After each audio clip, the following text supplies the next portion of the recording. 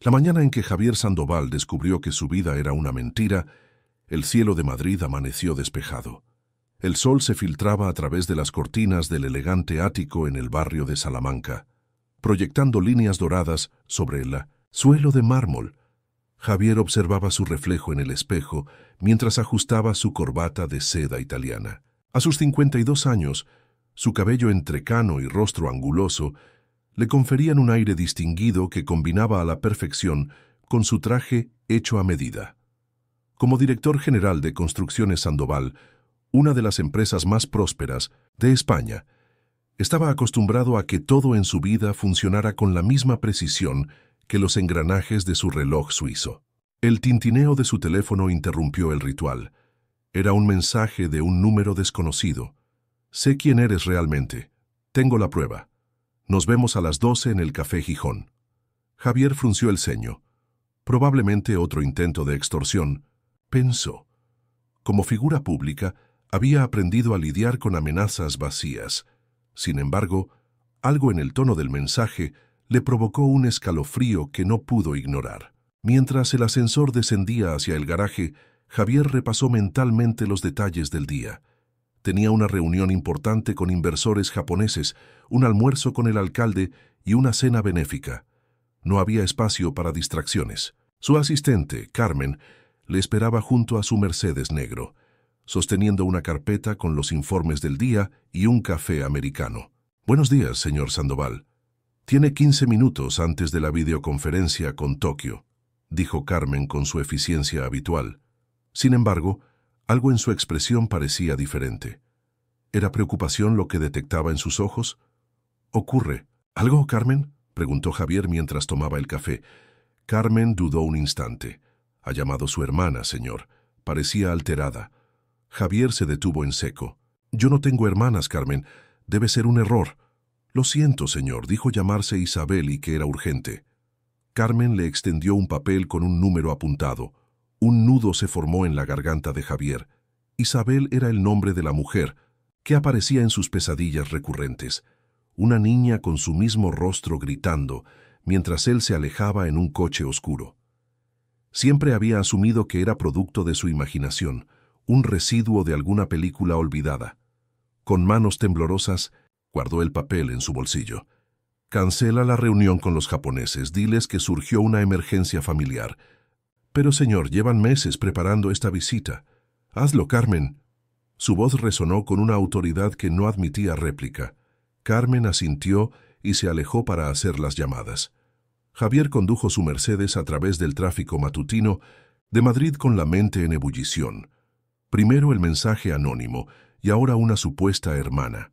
Las coincidencias no existían en el mundo de los negocios y tampoco en la vida real. Alguien estaba jugando con él, pero ¿con qué propósito?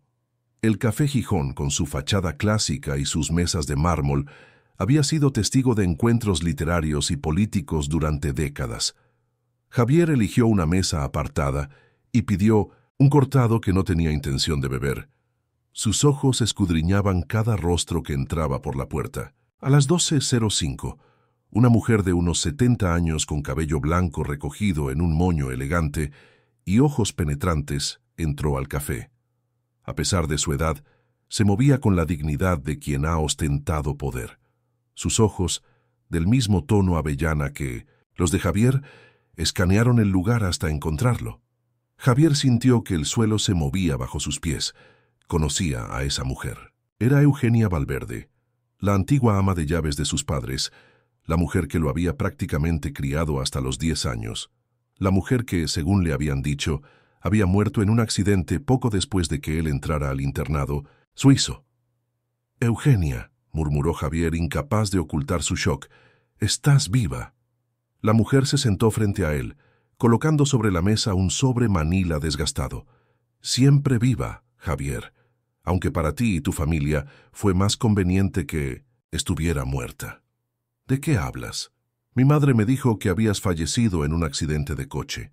Los labios de Eugenia se curvaron en una sonrisa triste. «Tu madre siempre fue experta en fabricar verdades convenientes, como la mentira sobre quién eres realmente».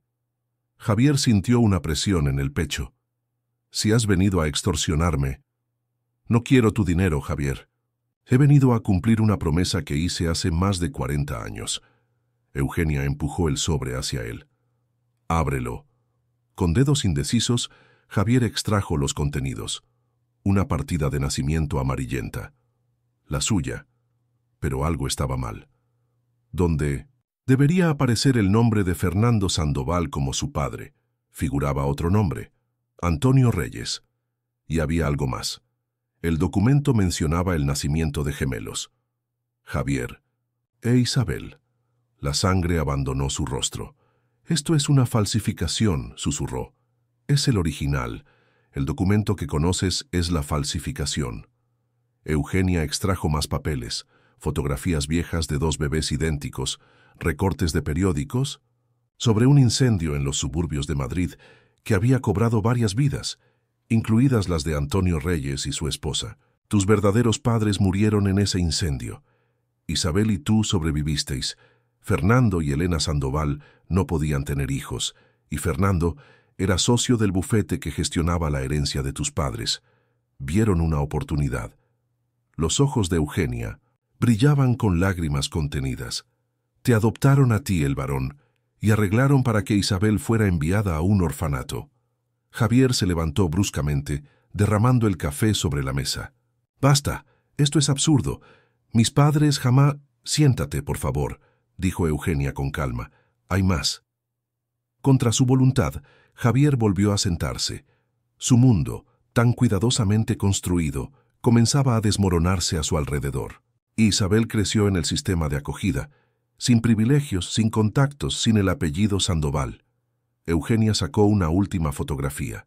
Una mujer de mediana edad con el mismo rostro anguloso de Javier, los mismos ojos avellana. Esta es tu hermana hoy.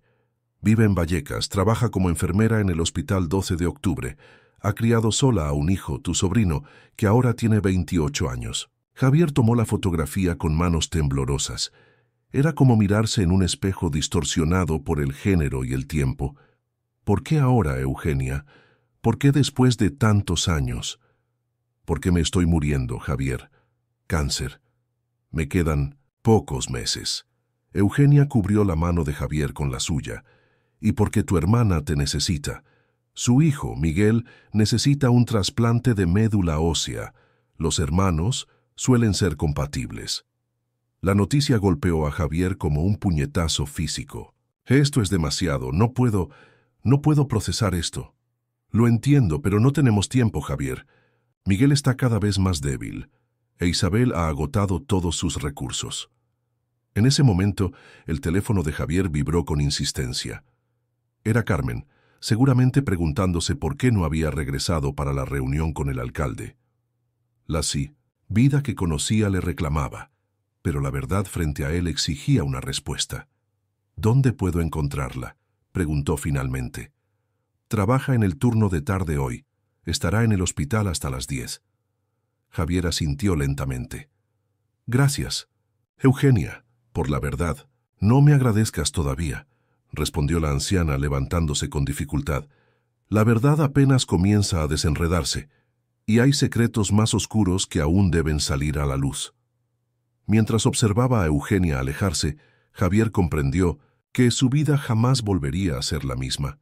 En un solo momento, había perdido su identidad y ganado una hermana, y en algún lugar de la ciudad, un sobrino que nunca supo que tenía, luchaba por su vida. Si estás disfrutando de la historia, escribe 5 en los comentarios y suscríbete para más videos como este. Si no, escribe 0. Me ayuda a crear un contenido aún mejor para ti. Continuando. Las horas siguientes transcurrieron en una nebulosa para Javier. Canceló todas sus citas y condujo sin rumbo por las calles de Madrid, intentando reconciliar la narrativa de su vida con lo que acababa de descubrir. Cada recuerdo de su infancia adquiría ahora un nuevo significado. Las miradas, incómodas entre sus padres, cuando él preguntaba por los años anteriores al internado. La insistencia de su madre en que no conservara objetos del pasado. La forma en que su padre evitaba hablar de su semejanza física con cualquiera de ellos. A media tarde, estacionó frente a la mansión Sandoval en La Moraleja, donde vivía su madre desde la muerte de su padre 10 años atrás. Elena Sandoval, a sus 78 años, mantenía la elegancia y autoridad que la habían caracterizado toda su vida. La encontró en el jardín trasero, supervisando el trabajo del jardinero con su habitual atención al detalle. «Javier, qué sorpresa», dijo Elena besando a su hijo en ambas mejillas. «No te esperaba hoy». «Necesitamos hablar, madre», respondió Javier, sin molestarse en ocultar la gravedad en su voz. Elena estudió su rostro, y por un instante, Javier creyó ver un destello de miedo en sus ojos. «Por supuesto. Vayamos al estudio».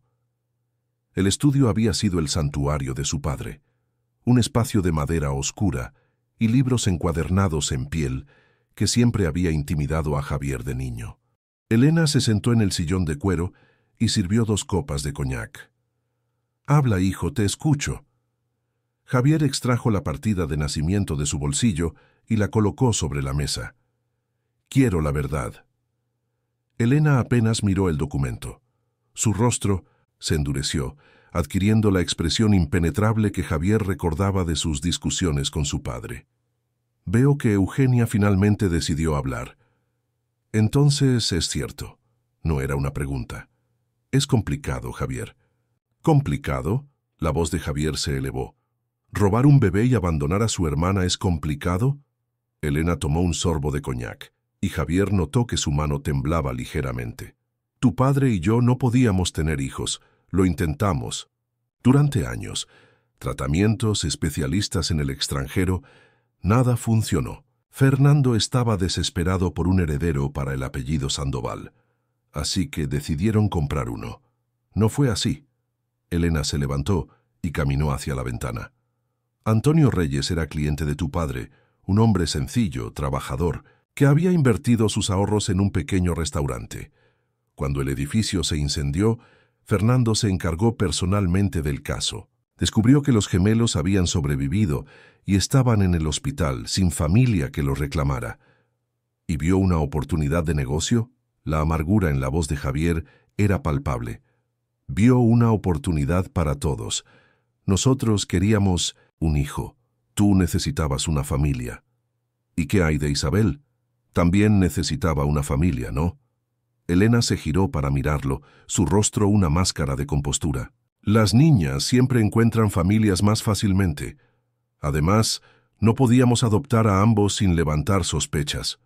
Tu padre sobornó a funcionarios para crear nuevos documentos para ti, pero adoptar legalmente a 2 bebés habría sido imposible, sin una investigación. Así que decidieron separarnos, condenar a Isabel a crecer sin su hermano, sin privilegios, mientras yo heredaba un imperio que nunca me perteneció realmente. Te dimos todo, Javier». La voz de Elena adquirió un filo defensivo. «La mejor educación, oportunidades, contactos. Te convertimos en quien eres hoy». Javier se levantó, incapaz de contener su indignación. «¿Y qué soy, madre? Un fraude, un hombre construido sobre mentiras». «Eres un Sandoval», insistió Elena, alzando la barbilla. «Independientemente de tu sangre, eres nuestro hijo y el heredero de todo lo que construimos». «¿Por qué me dijiste que Eugenia había muerto?». Elena desvió la mirada. Descubrió la verdad.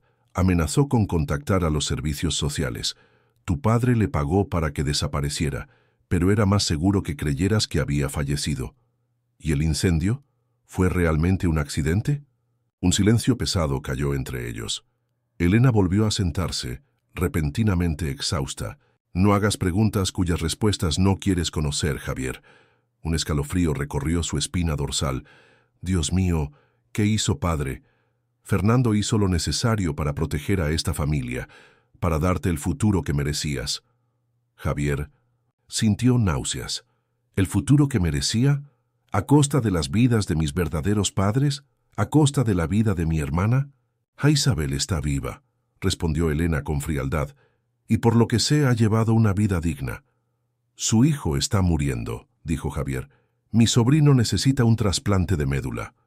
Por primera vez, Elena pareció genuinamente sorprendida. «No lo sabía». «Por supuesto que no. Has pasado 40 años fingiendo que ella no existe». Javier se dirigió hacia la puerta, pero la voz de su madre lo detuvo. «¿Qué vas a hacer, Javier?». Se giró para mirarla. Esta mujer que lo había criado, que le había enseñado valores y modales, que lo había abrazado durante sus pesadillas infantiles y que también había participado en la destrucción de su verdadera familia. La amaba y la odiaba a partes iguales. «Voy a conocer a mi hermana, voy a ayudar a mi sobrino, y luego, madre, voy a descubrir toda la verdad sobre el incendio. Y si padre fue responsable...». «Ten cuidado, hijo», advirtió Elena, con un tono que Javier no pudo interpretar como preocupación o amenaza. «Hay secretos que pueden destruir más de lo que ya está roto». «Adiós, madre». Javier cerró la puerta tras de sí, sintiendo el peso de 40 años de mentiras sobre sus hombros. El Hospital 12 de Octubre se alzaba como una fortaleza de hormigón y cristal en el sur de Madrid. Mientras Javier recorría los asépticos pasillos, se sentía completamente fuera de lugar, con su traje caro y su aire de autoridad. Finalmente, llegó a la planta de oncología. Una enfermera de mediana edad organizaba medicamentos en el mostrador principal. Su cabello castaño estaba recogido en un moño práctico, y la identificación en su uniforme confirmó lo que Javier ya sabía por la fotografía: Isabel Reyes. Por un momento se quedó paralizado. ¿Qué podía decirle? ¿Cómo podía presentarse después de 40 años de separación? ¿Lo culparía por la vida privilegiada que él había tenido mientras ella luchaba? Antes de que pudiera tomar una decisión, Isabel levantó la vista y sus miradas se encontraron. La bandeja de medicamentos resbaló de sus manos, estrellándose contra el suelo. El estruendo atrajo la atención de otros miembros del personal, pero Isabel permaneció inmóvil, con los ojos fijos en el rostro de Javier. «Imposible», susurró ella, tan bajo que Javier apenas pudo escucharla. Se acercó lentamente, consciente de las miradas curiosas a su alrededor. «Isabel», dijo, extendiendo una mano que ella no tomó. «Soy Javier, tu hermano». El siguiente instante fue tenso. La expresión de Isabel atravesó un caleidoscopio de emociones: sorpresa, confusión, reconocimiento y, finalmente, una furia tan intensa que Javier retrocedió un paso. «Vete», siseó Isabel, agachándose para recoger los medicamentos caídos. «Vete ahora mismo. Por favor, solo quiero hablar contigo. Acabo de descubrir la verdad hoy. Eugenia, ¿crees que no sé quién eres?». Isabel se incorporó enfrentándolo. «¿Crees que no he visto tu cara en los periódicos, en la televisión? El exitoso Javier Sandoval, el empresario del año, el filántropo que dona migajas a hospitales como este, mientras su familia destruyó la mía». Las palabras golpearon a Javier con fuerza. «¿Lo sabías? ¿Sabías que éramos hermanos?». «Lo sé desde hace 3 años, cuando Eugenia me encontró». Isabel miró a su alrededor, consciente del espectáculo que estaban dando. «Este no es el lugar. Mi turno termina en 1 hora. Espérame fuera, en la cafetería del hospital».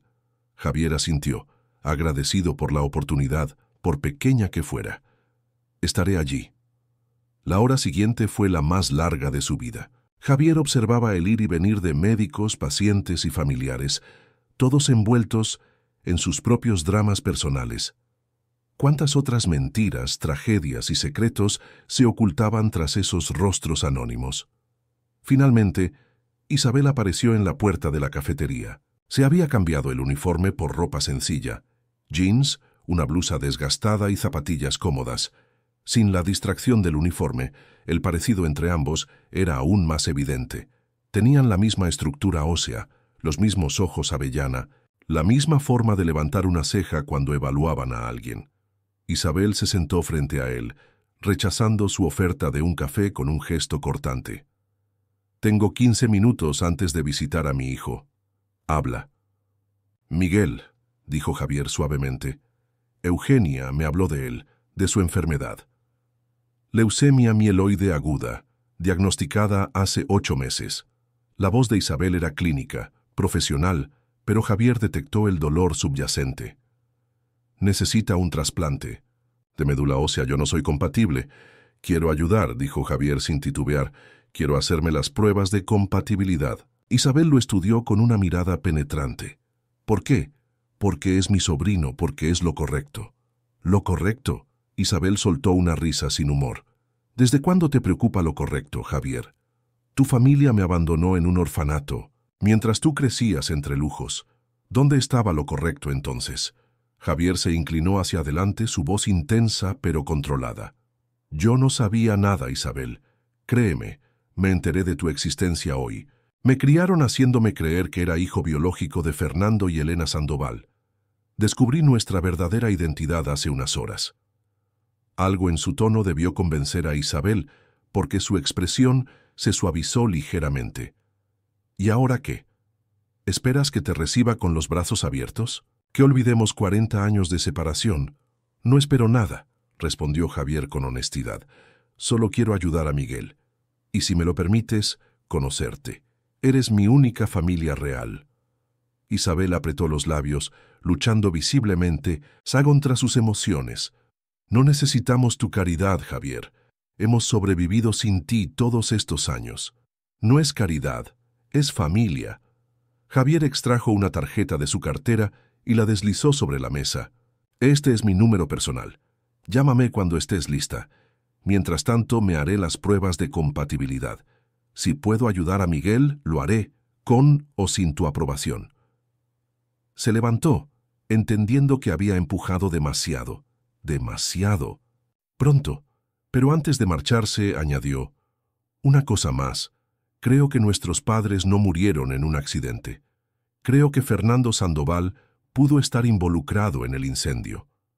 Los ojos de Isabel se abrieron con sorpresa y horror. ¿Qué estás diciendo?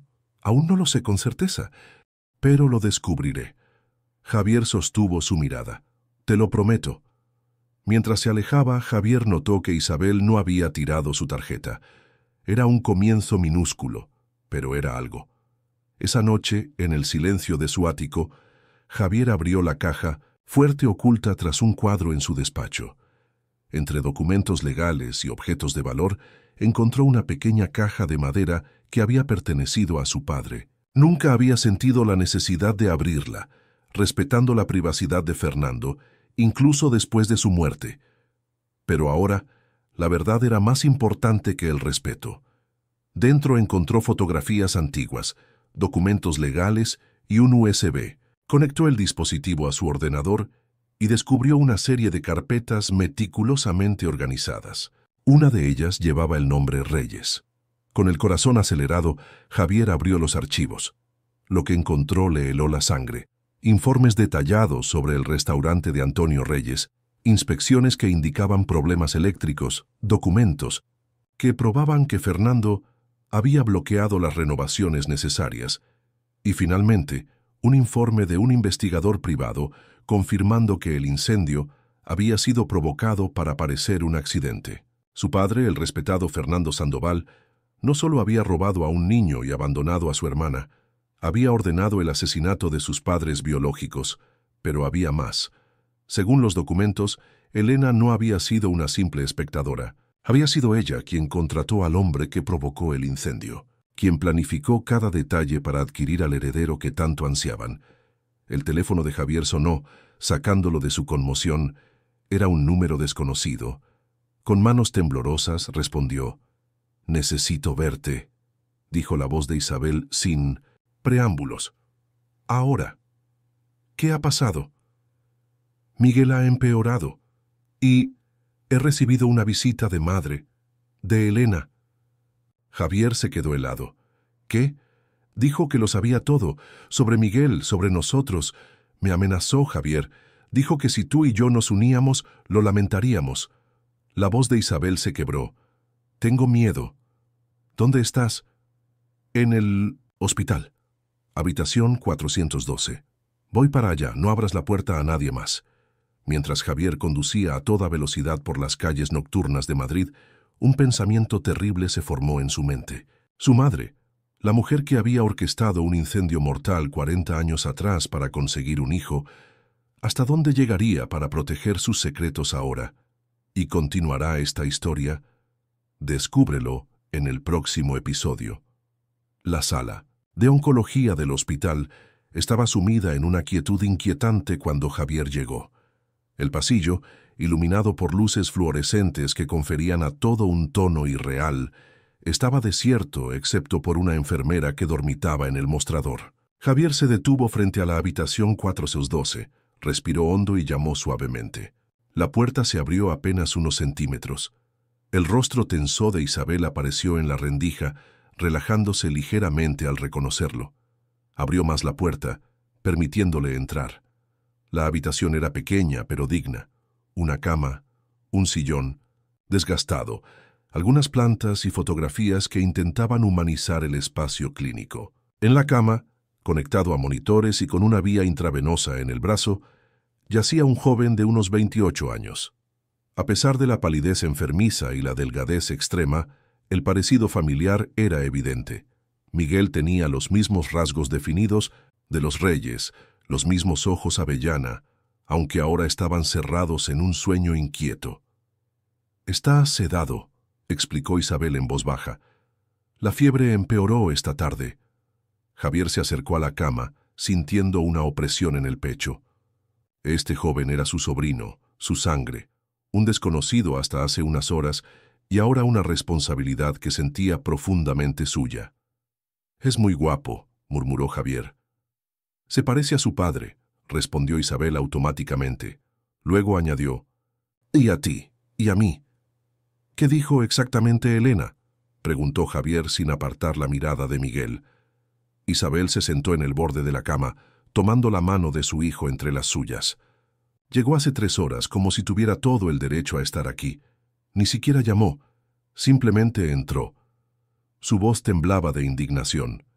Dijo que sabía que tú y yo nos habíamos encontrado, que era consciente de la situación de Miguel. Me ofreció dinero, Javier, 5 millones de euros. ¿Para qué? Para desaparecer, para llevarme a Miguel lejos de España, iniciar una nueva vida y nunca contactar contigo de nuevo. Javier sintió que la sangre le hervía en las venas. ¿Y qué respondiste? Le dije que podía quedarse con su dinero, que Miguel necesitaba un trasplante, no una huida, que te había encontrado después de 40 años y no pensaba perderte de nuevo. Isabel alzó la mirada, sus ojos brillantes por las lágrimas contenidas. Entonces cambió. Su rostro, nunca había visto una expresión así. Dijo que yo no entendía con quién estaba tratando, que si pensaba que el incendio que mató a nuestros padres había sido un accidente, era más ingenua de lo que creía. Javier se dejó caer en el sillón, abrumado. Lo admitió. No directamente, pero dejó claro que ella y Fernando habían sido responsables de muchas desgracias necesarias a lo largo de los años, que el imperio Sandoval no se construyó siendo blandos. Isabel apretó la mano de Miguel con más fuerza. Dijo que Miguel parecía muy frágil, que la vida estaba llena de accidentes trágicos, que me lo pensara bien. Te amenazó, nos amenazó a todos. Javier sentía una mezcla de horror e incredulidad. ¿Quién era realmente esta mujer que lo había criado? Si ella fue capaz de matar a nuestros padres para conseguirte, ¿qué no haría para evitar que descubras la verdad? Isabel se levantó, caminando nerviosamente por la habitación. «Tenemos que hacer algo, Javier. Elena Sandoval es peligrosa». «Lo sé». Javier extrajo su teléfono y le mostró a Isabel algunas de las imágenes de los documentos que había encontrado. «Tengo pruebas suficientes para iniciar una investigación policial». Los ojos de Isabel se abrieron con sorpresa. «¿De dónde has sacado esto?» «Mi padre, Fernando, era meticuloso. Guardaba documentación de todo, incluidos sus crímenes, aparentemente». «¿Por qué habría guardado pruebas de sus propios crímenes?», preguntó Isabel incrédula. «Poder», respondió Javier simplemente. «Información es poder. Fernando probablemente las guardaba como seguro contra cualquiera que intentara traicionarlo. Nunca pensó que su propio hijo las utilizaría en su contra». Miguel se agitó en la cama murmurando algo ininteligible. Isabel se apresuró a su lado, acariciando su frente con ternura. Javier observó el gesto, sintiendo una punzada de envidia por ese vínculo que nunca había experimentado. Se preguntó cómo habría sido crecer con Isabel, conocer a sus verdaderos padres, vivir una vida auténtica en lugar de la farsa dorada que había sido la suya. «Hay algo más que deberías saber», dijo Isabel interrumpiendo sus pensamientos. «Miguel es periodista. Estaba investigando casos de corrupción inmobiliaria cuando enfermó. Uno de los casos involucraba a Construcciones Sandoval». Javier se tensó. «¿Crees que hay una conexión?» «No lo sé, pero es una coincidencia extraña, ¿no crees? Tu sobrino investiga a tu empresa y repentinamente desarrolla una leucemia agresiva». La implicación era tan monstruosa que Javier apenas podía procesarla. «¿Estás sugiriendo que Elena podría haber...?» «No estoy sugiriendo nada». Isabel sacudió la cabeza. «Solo digo que no confío en esa mujer, y tú tampoco deberías hacerlo». El teléfono de Javier vibró. Era un mensaje de texto de un número privado. Estacionamiento del hospital. Nivel 3. Ahora. Es sobre Elena. Ven solo. Mostró el mensaje a Isabel, quien palideció. «Es una trampa. Tal vez, o tal vez es alguien con información». Javier se puso de pie, decidido. «Voy a averiguarlo». «No». Isabel lo agarró del brazo. «No puedes arriesgarte así. Tengo que hacerlo, por Miguel, por ti, por nuestros padres». Javier cubrió su mano con la suya. «Quédate aquí con Miguel. Cierra la puerta. No dejes entrar a nadie más que al personal médico que conozcas». Con renuencia, Isabel asintió. «Ten cuidado. Te acabo de encontrar. No quiero perderte de nuevo». El estacionamiento estaba casi vacío a esa hora de la noche. Javier caminó, cautelosamente, cada sentido alerta ante el peligro. En el nivel 3, una figura solitaria esperaba junto a una columna. Al acercarse, Javier reconoció a Carmen, su asistente. «Carmen, ¿qué haces aquí?» La mujer parecía aterrorizada. «Lo siento, señor Sandoval. Ella me obligó». «¿Quién te...?» Javier no terminó la pregunta. Un dolor agudo en la nuca lo sumió en la oscuridad.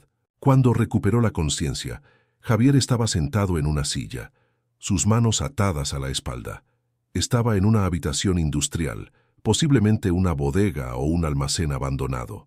La luz mortecina de una única bombilla revelaba a Elena, sentada frente a él, tan elegante como siempre en su traje de diseñador. «Por fin despiertas», dijo Elena con un tono casi maternal. «Lamento la rudeza, pero no me dejaste alternativa». «¿Dónde estamos?», preguntó Javier evaluando sus opciones. «¿Qué has hecho con Carmen?» «Tu leal asistente está bien. Se ha ido a casa con un sustancioso bono por su colaboración». Elena cruzó las piernas con elegancia. «Estamos en una de las propiedades antiguas de Construcciones Sandoval. Será demolida mañana, pero esta noche nos brinda la privacidad que necesitamos». Un escalofrío recorrió a Javier. «¿Qué pretendes hacer, madre?» «No me llames así», espetó Elena, su compostura resquebrajándose momentáneamente. «No después de tu traición. Elegir a esa enfermera y su hijo moribundo sobre tu propia familia. Ellos son mi verdadera familia», respondió Javier con firmeza. «Nosotros somos tu familia». Elena se levantó, sus ojos ardiendo con furia. «Fernando y yo te lo dimos todo. Te convertimos en quien eres. ¿Y así nos lo pagas? ¿Amenazando? ¿Con destruir todo lo que construimos? Lo que construisteis sobre cadáveres y mentiras». Elena se acercó, sus tacones resonando en el suelo de concreto. «La vida no es blanca o negra, Javier. Las grandes fortunas nunca se construyen con las manos limpias. Tu padre lo entendía. Fernando no era mi padre. Era más padre para ti que ese cocinero mediocre que ni siquiera pudo proteger a su propia familia». Elena se detuvo, recuperando el control. «Antonio Reyes era débil. Tú habrías crecido en la pobreza, sin educación, sin oportunidades. Le hicimos un favor al mundo al rescatarte de ese destino». «¿Y el incendio también fue un favor?» Elena sonrió, una sonrisa fría que nunca alcanzó sus ojos. «Un accidente desafortunado pero necesario, como el que sufrirá tu hermana y su hijo si continúas con esta absurda cruzada por la verdad». La amenaza explícita heló la sangre de Javier. «No te atreverías». «No. Ya he eliminado obstáculos antes. ¿Qué son dos más?» Elena sacó un teléfono de su bolsillo. Un mensaje mío, y mis asociados entrarán en esa habitación de hospital. Será rápido, indoloro. Una sobredosis de morfina para el chico. Un accidente para Isabel camino a casa. Nadie sospechará. Estás enferma, susurró Javier horrorizado. Estoy protegiendo lo nuestro. Elena acarició su mejilla con una mano que se sentía como hielo. Aún podemos arreglar esto, hijo. Destruye esas pruebas. Rompe todo contacto con Isabel y todo seguirá como antes. El Imperio Sandoval será tuyo, como siempre debió ser. Por un momento, Javier vio toda su vida desfilar ante sus ojos. La riqueza, el poder, el respeto, todo construido sobre una mentira. Y luego vio a Miguel en esa cama de hospital, a Isabel sosteniendo su mano, a Eugenia revelando la verdad a pesar del miedo. Vio a sus verdaderos padres, rostros que nunca conocería, vidas robadas por la ambición. No, dijo finalmente. Se acabó, Elena. No importa lo que me hagas, las pruebas ya están en manos seguras. Si algo nos ocurre a mí, a Isabel o a Miguel todo saldrá a la luz. La expresión de Elena se endureció. Entonces no me dejas alternativa. Sacó una pequeña pistola de su bolso y la apuntó directamente al pecho de Javier. Sus manos estaban firmes, sus ojos fríos y calculadores. Adiós, hijo. Fernando estaría tan decepcionado de ti como yo. El disparo nunca llegó. La puerta del almacén se abrió de golpe y un equipo de policías irrumpió en el espacio, armas en alto. ¡Policía! ¡Suelte el arma! Elena se giró, sorprendida. En ese instante de distracción, Javier se lanzó contra ella, derribándola al suelo, a pesar de tener las manos atadas. El arma se deslizó por el concreto. Mientras los oficiales los separaban, Javier vio una figura familiar en la entrada. Isabel. ¿Cómo? Comenzó. Activé la aplicación de localización en tu teléfono, explicó Isabel, acercándose mientras un policía liberaba las manos de Javier. Y llamé a la policía en cuanto saliste. Periodista o no, Miguel me enseñó a no confiar en coincidencias. Elena, esposada y escoltada por 2 oficiales, los miró con desprecio. Esto no ha terminado. Sí, Elena, ha terminado, dijo Javier, con firmeza. Para ti y para las mentiras que construiste. ¿Has pasado por una situación donde descubriste una verdad familiar que cambió tu percepción de todo? Si es así, o conoces a alguien que haya vivido algo similar, cuéntanos en 1960 los comentarios. Los días siguientes pasaron en una vorágine de declaraciones policiales, revelaciones mediáticas y conmoción social. El caso Sandoval, como lo llamó la prensa, sacudió los cimientos de la alta sociedad madrileña. Elena fue acusada de múltiples delitos, desde homicidio hasta intento de asesinato, y Construcciones Sandoval se tambaleaba bajo el escrutinio público. Pero en medio del caos, una luz de esperanza brillaba en la habitación 412 del Hospital 12 de Octubre. Los resultados habían llegado. Javier era compatible con Miguel. El trasplante se programó para la semana siguiente. No puedo creer que realmente estemos haciendo esto, dijo Isabel mientras acompañaba a Javier a través de los exámenes preoperatorios. Hace 2 semanas ni siquiera sabía que existías, y ahora vas a donar médula para salvar a mi hijo. Nuestro sobrino, corrigió Javier suavemente. Es lo mínimo que puedo hacer. Se encontraban en la cafetería del hospital, un respiro breve antes de la siguiente ronda de pruebas. Isabel revolvía su café distraídamente. ¿Qué pasará con la empresa?, preguntó. Con todo el Imperio Sandoval. Javier consideró la pregunta. Durante días había estado lidiando con abogados, ejecutivos y la junta directiva, todos en pánico por el futuro de la compañía. He decidido dividirla, respondió finalmente. Venderé las partes que fueron adquiridas mediante corrupción y mantendré las legítimas. Con los fondos, estableceré una fundación para ayudar a niños en el sistema de acogida. La Fundación Reyes, dijo Isabel, y no era una pregunta.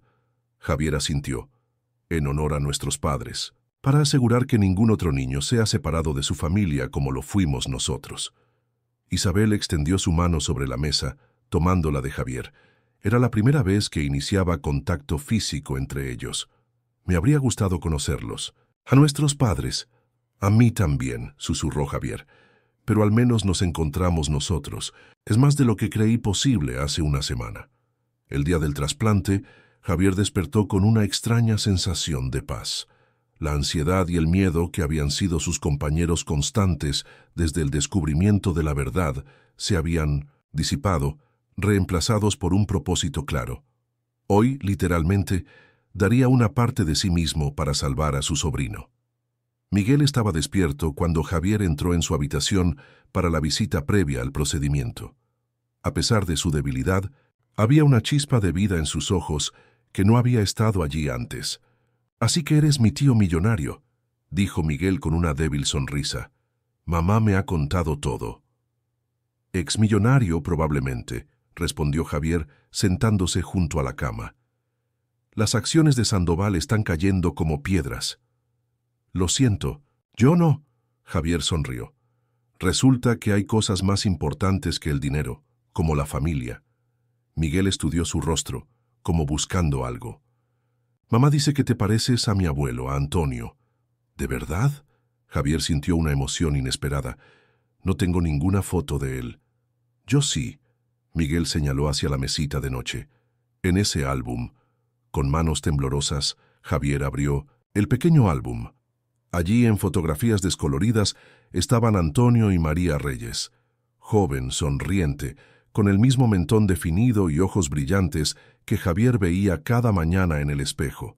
Y a su lado, una mujer de belleza serena que había transmitido sus rasgos a Isabel. «Mamá encontró estas fotos en registros antiguos», explicó Miguel. «Ha estado buscando información sobre ellos durante años». Una enfermera entró, interrumpiendo el momento. «Es hora, señor Sandoval».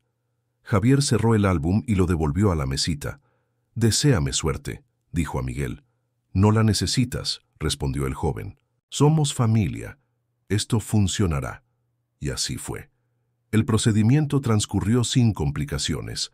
Las células madre de Javier fueron extraídas y transferidas a Miguel en un proceso que los médicos calificaron como excepcionalmente exitoso.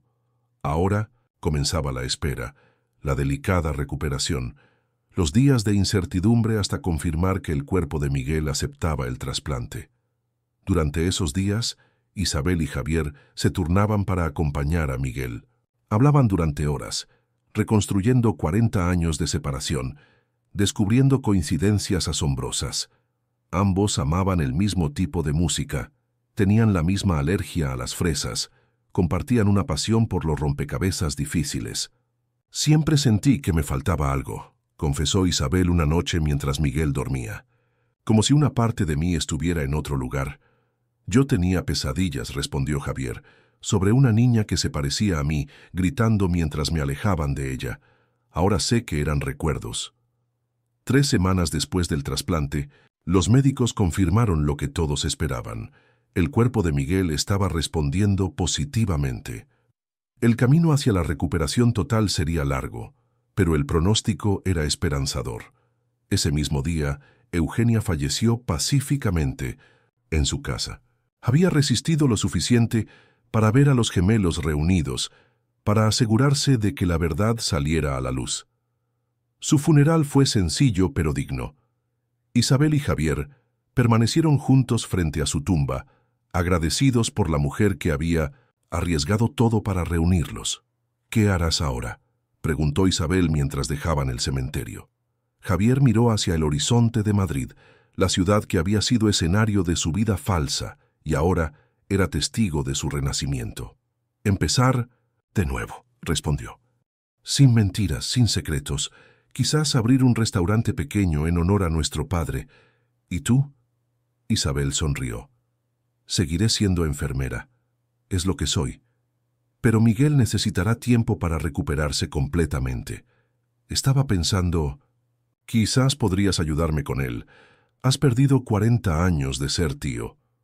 «Me encantaría», dijo Javier, sintiendo una calidez que ninguna fortuna podría comprar. 2 meses después, en una pequeña plaza del barrio de Vallecas, un nuevo restaurante abrió sus puertas. «Reyes», rezaba el modesto letrero, y debajo en letras más pequeñas, cocina de familia. No era lujoso ni pretencioso, pero desde el primer día estuvo lleno de clientes, atraídos por la historia que había conmovido a España. En la cocina, Javier e Isabel trabajaban codo con codo, siguiendo recetas que habían investigado juntos, intentando recrear los platos que Antonio Reyes habría servido en su propio restaurante. Y en el salón, recuperándose día a día, Miguel recibía a los comensales con una sonrisa que reflejaba la de su abuelo en las fotografías. El caso judicial contra Elena continuaba, un proceso largo y complejo. Javier e Isabel testificaron, enfrentando juntos el dolor de revisar el pasado. Elena, desde su celda, se negaba a reconocer cualquier culpa. El imperio Sandoval se desmoronaba pieza por pieza, pero a Javier ya no le importaba. Había encontrado una riqueza mucho más valiosa. Una noche, después de cerrar el restaurante, los tres se sentaron en la terraza con una botella de vino. La luna iluminaba la plaza y la brisa veraniega traía el aroma de jazmines en flor. «Propongo un brindis», dijo Miguel, levantando su copa, la primera que le permitían desde su recuperación. «Por los encuentros imposibles. Por la verdad aunque llegue tarde», añadió Isabel. Javier contempló a su hermana y su sobrino, estas personas que habían pasado de ser desconocidos a ser el centro de su vida en cuestión de meses. «Por la familia», dijo simplemente, «la que perdimos y la que encontramos». Sus copas tintinearon, bajo las estrellas, sellando una promesa silenciosa, que el pasado, con todos sus secretos y tragedias, no definiría su futuro, que los lazos de sangre, aunque fueran descubiertos tardíamente, eran más fuertes que cualquier mentira, que el reflejo perdido había sido encontrado, y ninguna fuerza en el mundo podría volver a separarlos. Si quieres saber qué aventuras esperan a esta familia recién reunida en nuestra próxima historia, no olvides agregar un comentario con tus ideas y predicciones. Tal vez tu sugerencia se convierta en parte de nuestro siguiente episodio. 6. Meses después de la apertura de Reyes, el pequeño restaurante familiar se había convertido en uno de los lugares más cotizados de Madrid. Las reservas se agotaban con semanas de antelación y la crítica gastronómica lo aclamaba como un fenómeno culinario nacido de una historia de redención. Pero para Javier, Isabel y Miguel era mucho más que un negocio exitoso. Era el símbolo de su nueva vida juntos. Una tarde particularmente ajetreada, mientras Javier experimentaba con una nueva receta en la cocina, Isabel irrumpió con una expresión que mezclaba sorpresa y preocupación. «Hay alguien preguntando por ti», dijo bajando la voz para que el personal no escuchara. «Una mujer joven. Dice que es hija de Fernando Sandoval».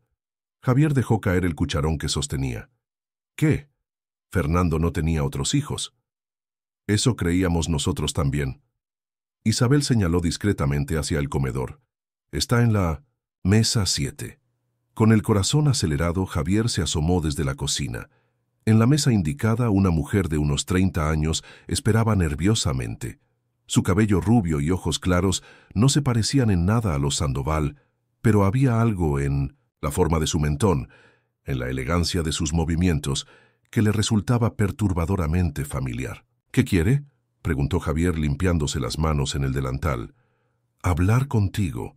Dice que tiene documentos que prueban su identidad». Isabel apretó el brazo de su hermano. «Ten cuidado.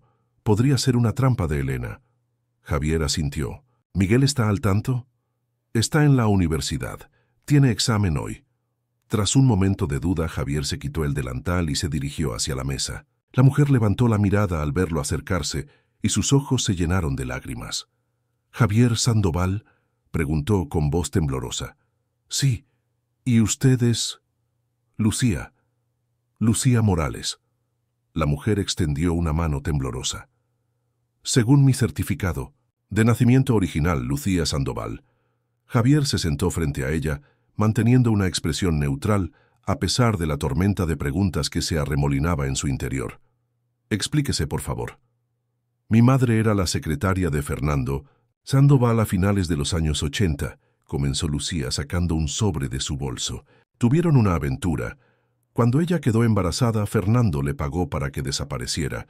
Le dio suficiente dinero para criar a su hija lejos de Madrid, con la condición de que nunca revelara la identidad del padre. Javier examinó los mismos documentos que Lucía le mostraba. Fotografías antiguas de una joven junto a Fernando, cartas manuscritas, un acuerdo de confidencialidad firmado y un test de ADN reciente que confirmaba el parentesco. ¿Por qué ahora?, preguntó Javier, devolviendo los papeles. ¿Por qué buscarme después de todo lo que ha salido en la prensa sobre los Sandoval? Lucía desvió la mirada. Mi madre murió hace un mes, cáncer. En su lecho de muerte, me contó toda la verdad y me entregó estos documentos. Dijo que ya no tenía que guardar el secreto. Hizo una pausa, como reuniendo valor. No busco dinero ni reconocimiento público, solo quería conocer a mi familia, o lo que queda de ella. Javier estudió a la mujer frente a él. Si decía la verdad, era hija biológica de Fernando, lo que la convertía en ¿qué? ¿Su hermanastra? La ironía era casi demasiado para soportar. Él, que no tenía sangre Sandoval, había heredado el imperio, mientras que esta mujer, verdadera heredera, había crecido sin conocer a su padre. Necesito tiempo para procesar esto, dijo finalmente, y para verificar su historia. Lo entiendo. Lucía anotó su número en una servilleta. Estaré en Madrid una semana más. Por favor, llámame cuando hayas decidido si quieres hablar. De nuevo, cuando la mujer se marchó, Isabel se acercó inmediatamente. ¿Y bien? No lo sé, confesó Javier, mostrándole los documentos. Parece auténtico, pero después de todo lo que hemos descubierto sobre los Sandoval, no puedo confiar. A primera vista. Esa noche, reunidos en el pequeño apartamento sobre el restaurante donde ahora vivían los tres, Javier compartió el encuentro con Miguel. El joven, que se había recuperado notablemente y había retomado sus estudios de periodismo, escuchó con fascinación. «Déjame investigarla», ofreció Miguel. «Tengo contactos y acceso a bases de datos que podrían verificar su historia». «¿No te molesta?», preguntó Javier. «Si es verdad, sería hija legítima de Fernando. Técnicamente tendría más derecho al apellido Sandoval que yo». Miguel soltó una carcajada. «Tío, hace mucho que entendimos que los apellidos son solo palabras. La familia es algo más profundo». Miró a su madre, que asintió con orgullo. «Además, si resulta ser cierta su historia, tiene tanto derecho a conocer la verdad como nosotros». 3 días después, Miguel presentó sus hallazgos. Lucía Morales era efectivamente hija de Pilar Morales, quien había trabajado como secretaria personal de Fernando entre 1987 y 1989. Las fechas coincidían, y un examen más detallado del test de ADN confirmaba su legitimidad. «¿Qué quieres hacer?», preguntó Isabel a su hermano. Javier, que había estado inusualmente silencioso durante la investigación, respondió con determinación: «Invitarla a cenar, aquí, en familia». La cena fue inicialmente tensa. Lucía llegó puntual, vestida con sencilla elegancia, trayendo un pastel casero como presente. Los 4 se sentaron en la mesa del pequeño comedor privado sobre el restaurante, intercambiando miradas cautelosas y frases corteses.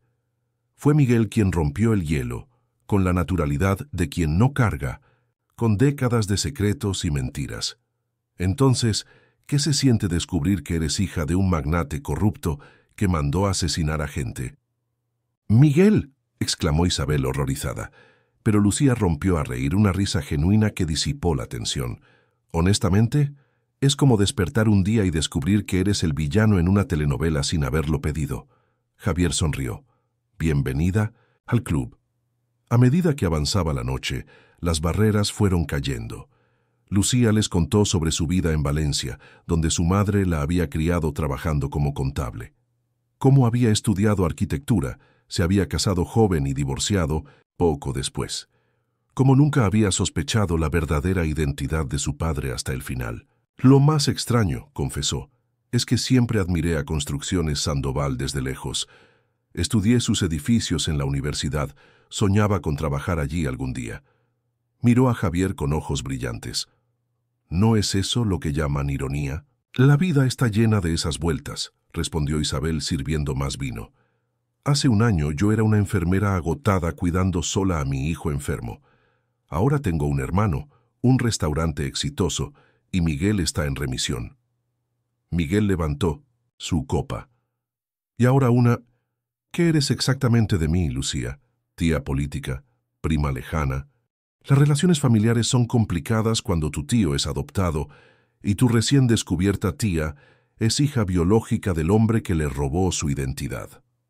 Todos rieron, y por primera vez, Javier sintió que las sombras del pasado comenzaban a disiparse realmente. Esta familia improbable, construida sobre las ruinas de engaños y tragedias, estaba encontrando su propio camino. «Hay algo más que deben saber», dijo Lucía cuando la cena estaba terminando. «Visité a Elena en prisión ayer». El silencio cayó como una losa sobre la mesa. Javier sintió que se tensaba. «¿Por qué harías eso?» Quería conocerla, entender. Lucía jugueteó con su servilleta. No me reconoció, por supuesto, me presenté como periodista. «¿Y?» preguntó Isabel, su voz apenas un susurro. «Está diferente, frágil. Los médicos le han diagnosticado principio de demencia. Habla del pasado como si fuera presente. Confunde personas». Lucía miró a Javier directamente. «Preguntó por ti. Cree que sigues siendo un niño, quiere verte». Otro gancho narrativo que mantiene la tensión. ¿Visitará Javier a Elena en prisión? ¿Qué secretos podría revelar en su estado de confusión mental? La historia continúa desarrollándose con giros inesperados. «No», la respuesta de Javier fue contundente. «No tengo nada que hablar con esa mujer». «Lo entiendo», dijo Lucía sin presionar. «Solo creí que debías saberlo». La velada terminó con planes para volver a reunirse. Lucía, que inicialmente pensaba regresar a Valencia, decidió quedarse en Madrid indefinidamente. «Tengo una entrevista la próxima semana con un estudio de arquitectura», confesó. «Y me gustaría seguir conociendo a mi familia». Al despedirse, Javier sintió una extraña mezcla de emociones. Esta mujer era hija del hombre que había destruido su verdadera familia, y sin embargo también era una víctima inocente de las manipulaciones de Fernando, como él mismo lo había sido. «Bienvenida a los Reyes», dijo abrazándola torpemente, apellido elegido no impuesto.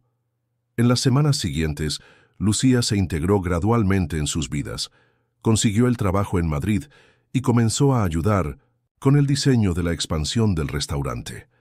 Miguel la adoptó como confidente y aliada en su proyecto periodístico sobre adopciones irregulares en España, un tema que ahora tenía resonancia personal para ambos. Una mañana, mientras Javier e Isabel preparaban el restaurante para abrir, recibieron una llamada inesperada. Elena Sandoval había sufrido un derrame cerebral en prisión y se encontraba en estado crítico en el hospital penitenciario. «Los médicos dicen que le quedan pocas horas», informó el abogado de la familia. «Ha pedido verte, Javier. Insiste en que tiene algo importante que decirte». Isabel apretó la mano de su hermano. «No tienes que ir». «Lo sé». Javier contempló el retrato de Antonio y María Reyes, que ahora colgaba en lugar de honor en el restaurante. «Pero tal vez deba hacerlo, por cierre, por nosotros».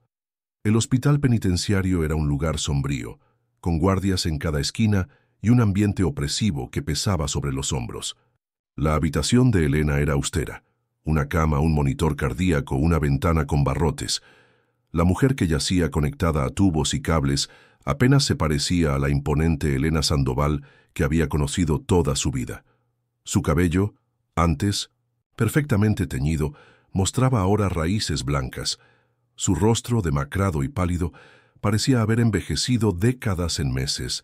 Sus ojos se abrieron cuando Javier entró y un destello de reconocimiento los iluminó. «Mi niño», susurró, con voz débil, «has venido». Javier se sentó junto a la cama manteniendo una distancia emocional. «El abogado dijo que querías hablarme». Elena intentó incorporarse, pero era demasiado débil. «Perdóname», dijo con lágrimas deslizándose por sus mejillas arrugadas, «por todo, por separarte de tu hermana, por las mentiras». Javier se mantuvo impasible. ¿Me llamaste para pedir perdón? No solo eso. Elena hizo un gesto débil hacia la mesita de noche. El sobre. Ábrelo. Con cautela, Javier tomó el sobre amarillo y extrajo su contenido. Un testamento manuscrito, fechado 3 meses, semanas atrás y debidamente notariado. He dejado todo a tu nombre, explicó Elena, con instrucciones específicas.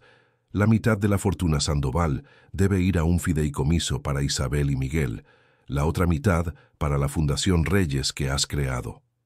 Una tos seca interrumpió sus palabras. Es lo correcto. ¿Por qué ahora?, preguntó Javier, incapaz de ocultar su escepticismo. ¿Remordimiento de última hora? No espero tu perdón. Ni siquiera lo merezco. Los ojos de Elena se fijaron en un punto distante. Fernando y yo hicimos cosas terribles en nombre del éxito, de la familia, del legado. Nos convencimos de que el fin justificaba los medios. Asesinaron a personas inocentes. Sí. La simplicidad de su admisión sorprendió a Javier. Y viví con ese conocimiento cada día, construyendo muros de justificación a su alrededor, hasta que te perdí a ti también. Entonces, los muros se derrumbaron. Elena tomó la mano de Javier con una fuerza sorprendente. Hay algo más que debes saber, algo que ni Fernando conocía. Su respiración se volvió laboriosa. El incendio, yo no quería que murieran. Solo queríamos presionar a Antonio para que vendiera el terreno donde estaba su restaurante. El hombre que contratamos se excedió. ¿Por un terreno? La incredulidad en la voz de Javier era palpable. ¿Destrozaron vidas por un pedazo de tierra? Era la ubicación perfecta para el primer gran proyecto de construcciones Sandoval. Fernando estaba desesperado por impresionar a sus inversores. Elena cerró los ojos brevemente.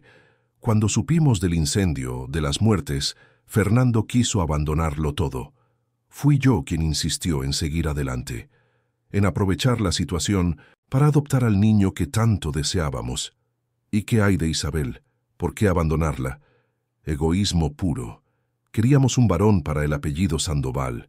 Una niña no servía para nuestros propósitos. Los monitores comenzaron a emitir pitidos más rápidos.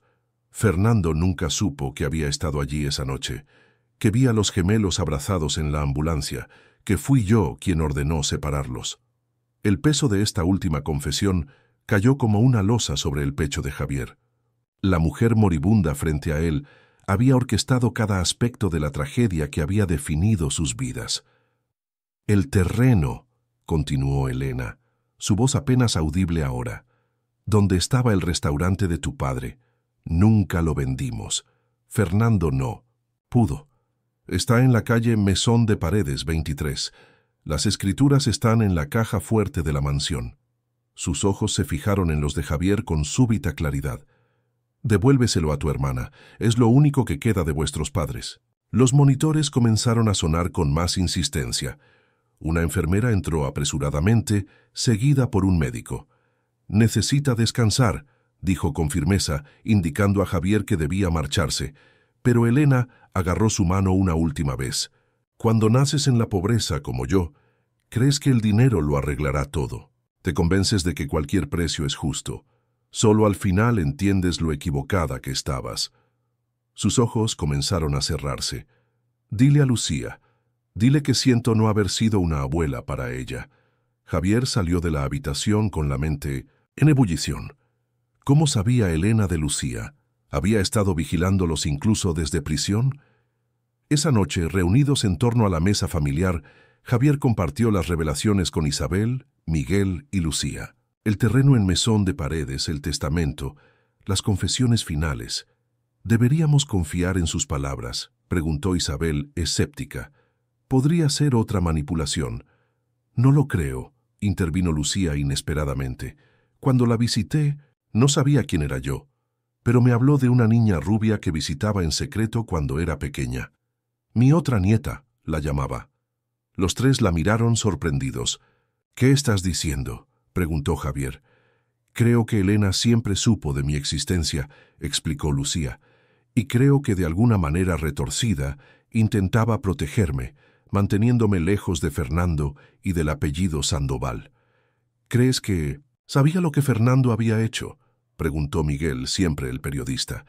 Tal vez sospechaba que había más oscuridad en él de lo que admitía. Lucía se encogió de hombros.